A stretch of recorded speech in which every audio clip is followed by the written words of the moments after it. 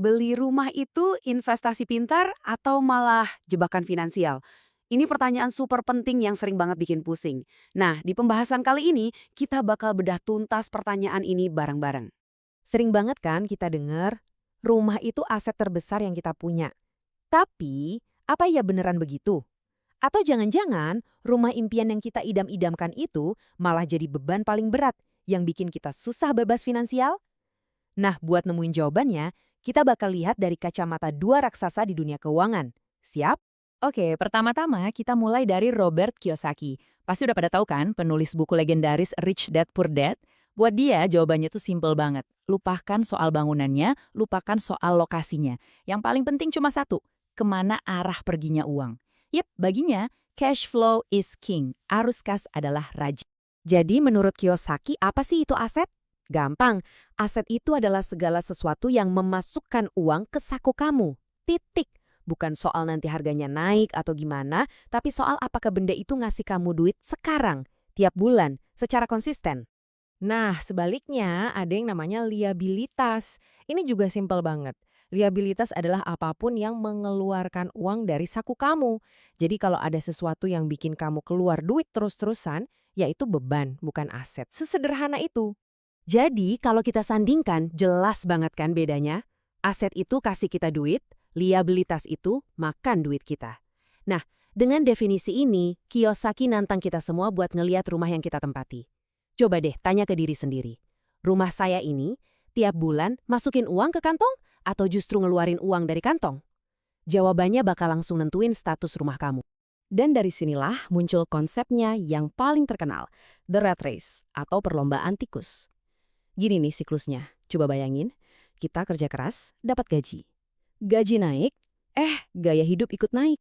Kita beli rumah lebih gede, mobil lebih bagus, yang notabene adalah liabilitas.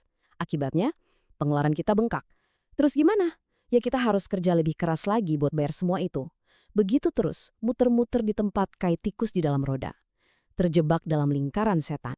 Oke, cukup dulu soal Kiyosaki. Sekarang kita pindah ke sudut pandang yang beda banget. Kita bakal dengerin kata-katanya Benjamin Graham. Kalau kamu belum tahu, dia ini mentornya Warren Buffett loh, dan sering disebut sebagai bapak investasi nilai. Nah, kalau buat Graham, kuncinya itu bukan di arus kas, tapi di perbedaan antara harga dan nilai aslinya. Graham ini punya konsep kunci yang namanya nilai intrinsik. Apaan tuh?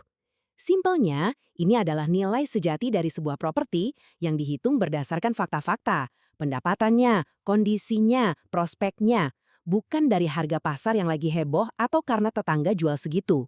Jadi, ini nilai yang benar-benar objektif, hasil dari riset. Dari nilai intrinsik tadi, lahirlah prinsip Graham yang paling sakti, margin of safety atau margin keamanan. Maksudnya gini, investasi yang pintar itu adalah saat kamu bisa beli sesuatu jauh di bawah nilai intrinsiknya.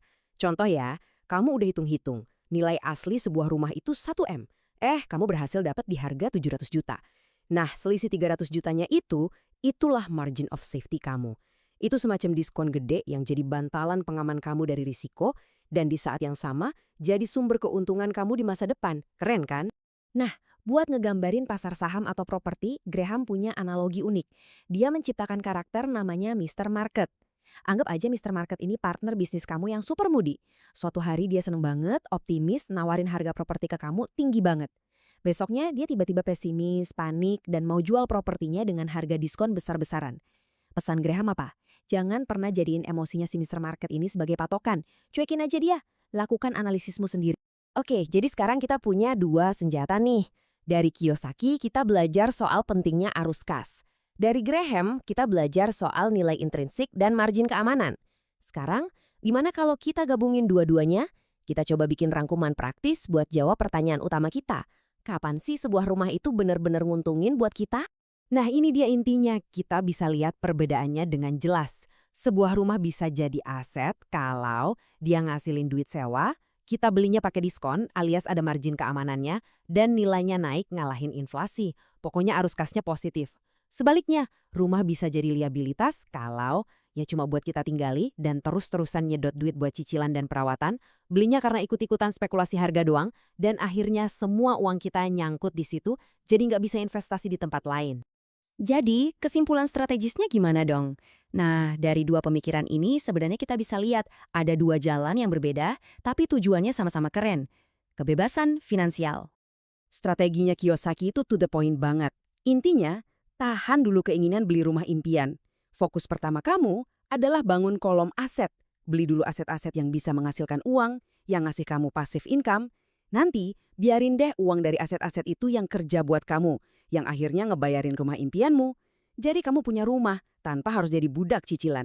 Kalau strateginya Graham, fokusnya lebih ke cara belinya. Kuncinya adalah jadi investor yang cerdas, bukan spekulan yang ikut-ikutan. Caranya, lakukan pekerjaan rumah kamu, riset yang dalam buat nemuin nilai intrinsiknya, jangan peduliin Mr. Market yang lagi heboh. Dan yang paling penting, selalu beli dengan margin of safety. Beli pas harganya lagi diskon buat melindungi modal kamu. Nah, pada akhirnya bolanya kembali ke tangan Anda. Setelah kita bedah dua perspektif ini, coba renungkan. Rumah impian yang ada di benak Anda itu bakal jadi tangga yang membawa Anda menuju kebebasan finansial atau malah jadi rantai yang ngejebak Anda di perlombaan tikus. Jawabannya ada di strategi yang Anda pilih.